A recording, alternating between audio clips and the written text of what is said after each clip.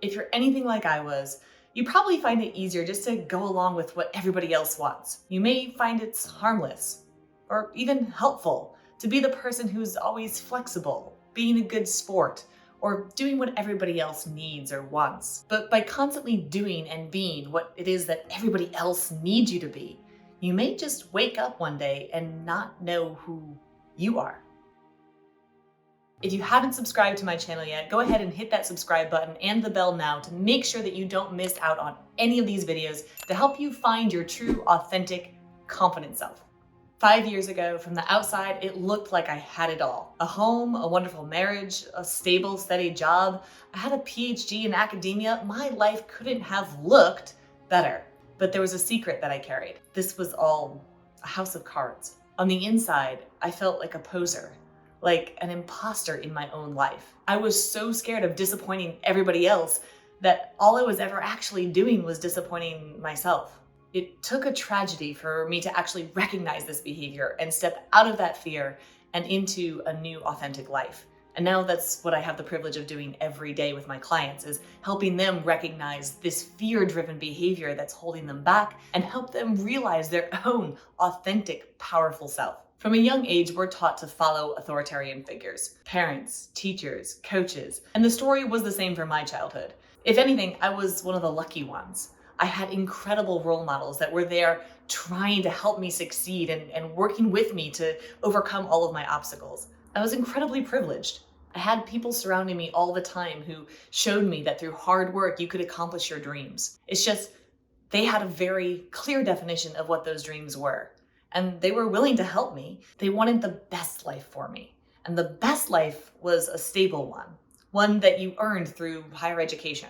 And so I adopted their stories, which is that I could have a happy, stable, steady life. I just had to earn enough degrees and earn enough respect from people around me in order to be worthy of it. And then I would have happiness. And so that was the trajectory that I set out on. I was bound and determined to get my happy. So I set off on this path pretty early. I strived to achieve excellence and actually surpass people's expectations of me. I wanted to be perfect, and that perfectionism actually had some downsides. It landed me in a hospital when I was only 11 years old with a pretty severe eating disorder. My shame in that moment was almost unbearable. I was caught between these two big fears, my fear of rejection, of not being enough in the eyes of society, of my friends, my peers, and my fear of rejection from my family and failing them, because they taught me values like looks aren't important, and you don't have to be beautiful to be valuable in society. And I wanted to uphold both of those, but I found myself caught, trapped. How do I maintain the looks and be skinny and thin and perfect for society and not care what I look like, not be vain? I didn't want to be vain. I wanted to be perfect. I somehow managed to make it out of that hospital and kind of limped forward with an impaired brain and body. 4 O's in college, not good enough. I had to prove my worth, push more, be even more perfect. A respected athlete, not good enough. I needed to push harder, stay longer hours in the gym, prove myself. Meanwhile, I slowly watched all of my dreams slip away. Acting, being on stage, not realistic, not stable, not good enough, not respected enough, not enough. It didn't matter that it was my dream. It wasn't enough for them. It was enough for me, but I didn't trust me enough because I wasn't enough for myself. What I failed miserably at for years was the recognition that I was enough, that I myself was enough, and that my dreams were valid enough and secure enough and respected enough by me to be important. Instead, I spent the better part of 3 decades chasing enough, chasing validation and love and approval of others so that I could finally have that happiness, that worth.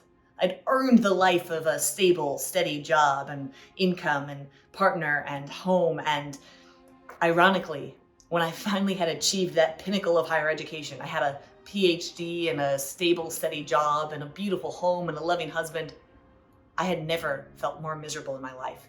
Where was this good life I'd been promised?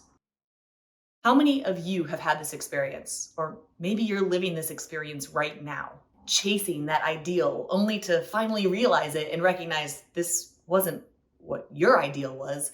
It was just an ideal that you'd been sold. Or perhaps you lived your life like I did, constantly chasing that validation from others. Let me know what it is that you chased. Put it in the comments below. I think we might find that we're all chasing something, and often it's not the things that we're chasing that truly make us happy. For me, success and happiness kept eluding me because I never paused long enough to actually define them for myself. I knew what success looked like for my parents, for my teachers, for my professors, for people that were highly invested in me and wanted me to succeed. But I never actually stopped and slowed down and said, what do I want from life? What would be a successful life for me? What would make me happy? I'd done everything right by other people's rules. They'd applauded me along the way. I just never stopped to recognize that I wasn't applauding me. None of this was what I wanted. I'd forgotten about actually living the life that I was existing in. I was so busy chasing and looking to the future and the next thing, and when I achieve this, I'll make it, and that I was moving through life, not living in it.